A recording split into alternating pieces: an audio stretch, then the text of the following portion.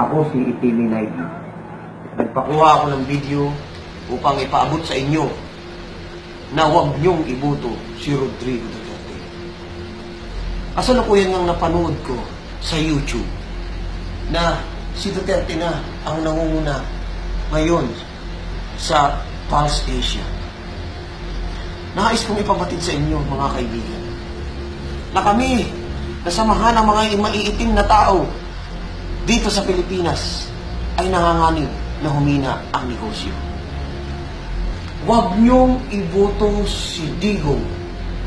Ihina ang supply at gawaan ng droga namin. Ang nakawan sa gobyerno ay magiging madalang na lamang. Pakiusap, huwag niyo siyang iboto. Ihina ang pabrika ng mga aluminum na ginagamit naming parapernalya. Mahirap kung aangkat pa kami sa ibang bansa. Huwag niyong iboto si Digong. Dahil pag siyang nanalo, dadami ang kamera. Makikita ang aking mga bata sa krimen at sa kalsada. Huwag. Mababawasan kami ng 80% kita sa bawat hinuhuldat, pinapatay at ninanakawan. Pakiusap, huwag niyong iboto si Duterte. Natatakot kami na ibalik niya ang death penalty. Ayaw naming mamatay sa kamay niya. Gusto naming mamatay sa droga. Magpapakadroga na lang kami bago kami mamatay kaysa kami ang patayin. Pangalawa, na-search ko sa YouTube. Napanood ko na naman na ang aking among si Itini Pinay at si Marrehas ay inaapi niya ng gusto. Mali, Digong. Huwag ka nang lumaban. Sayang ang kita nila. Sayang ang mga under the table na projects nila. Pakiusap, mga kababayan. Mga kababayan, pakiusap. Sayang.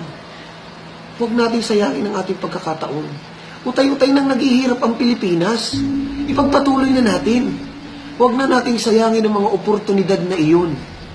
Pag si Binay at si Roas ang nanalo, 90% ang mananakaw nila. 10% sa inyo, hindi pa ba kayo natutuwa? Minsan lang itong mangyari. Kaya patnubayan nawanin nyo na siya ang manalo. Kaya sabi ko sa inyo, uulit-ulitin ko, huwag nyong iboto si Duterte. Bayaan mo sa Davao na lang siya.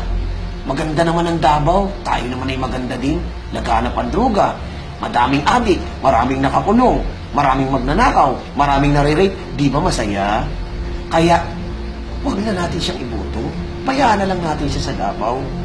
Pakiusap. Sayang ang mga pirang paghahati-hatian namin. Aambunan na lamang namin kayo ng tig 1 kilong bigas na laon. Kung gusto niyo may mga bato pa na galing sa highway, huwag kayong mag-alala. Nanakawin lang naman namin yung mga cellphones nyo.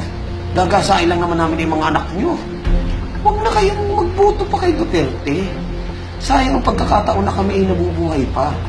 Pakiusap, mga kababayan, huwag niyong iboto sa Duterte. Ayaw namin ng pagbabago. Gusto namin yung may nakawan sa gobyerno.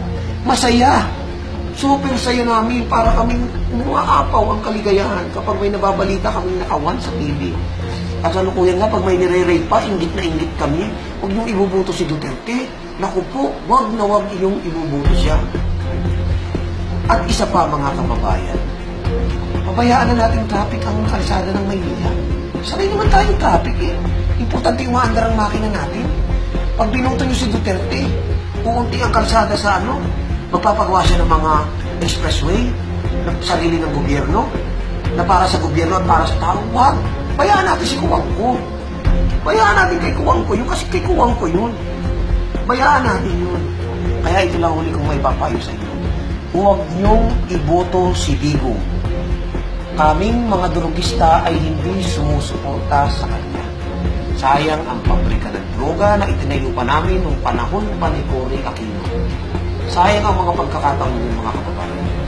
Huwag nating iboto si Digong.